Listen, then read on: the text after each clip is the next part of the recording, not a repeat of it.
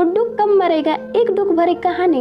एक दिन ठेले पर भार अधिक होने के कारण रामू उसे ठीक से संभाल नहीं पाया और तेज गति से आते ट्रक से भिड़ गया। अगले ही पल उसकी मौत हो गई और उसके पीछे रह गई उसकी पत्नी जानकी और दो छोटे छोटे बच्चे गुड्डी और गुड्डू। एक तरफ रामू का अंतिम संस्कार किया जा रहा था और दूसरी तरफ उसके बच्चे बिलख रहे थे। नहीं इसलिए नहीं कि पापा मर गए थे, वे तो भूख से बिलख रहे थे। उन्होंने कई दिनों से पेट भर खाना नहीं खाया था और आज तो मुंह में एक निवाला भी नहीं गया था।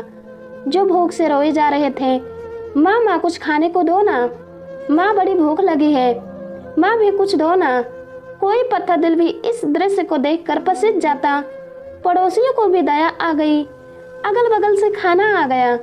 बड़े दिनों बाद आज गुड्डी और गुड्डू पेट भर के खाना खा रहे थे। अजीब विरोधाभास था। एक तरफ लोग रामू की मौत पर दुख व्यक्त कर रहे थे, वहीं दूसरी तरफ उसके अपने बच्चे बड़े चाव से भोजन कर रहे थे।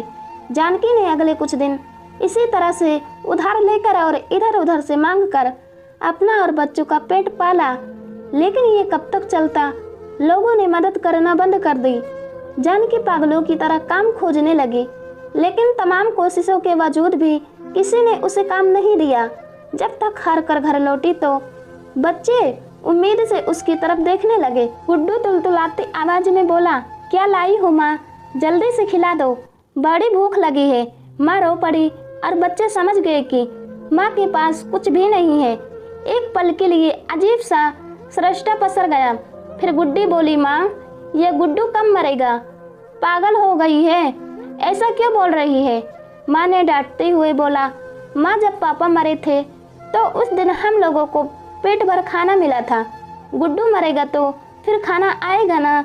गुड्डी की बातें सुनकर माँ की आंखें फटी की फटी रह गई। उसके पास गुड्डी की बात को कोई जवाब ना में था। दोस्तों, ये सिर्फ एक कहानी नहीं है, ये दुनिया के करोड़ों लोगों की हकीकत है। इस पर गौर कीजिए। जिस खाने को हम थाली में ऐसे ही छोड़ देते हैं, उसकी कीमत को समझिए। बचपन से हमें अस्त्र का आदर करना सिखाया जाता है, लेकिन क्योंकि हमने कभी असल भूख नहीं देखी होती, इसलिए हम उसका आदर करना नहीं सीखते।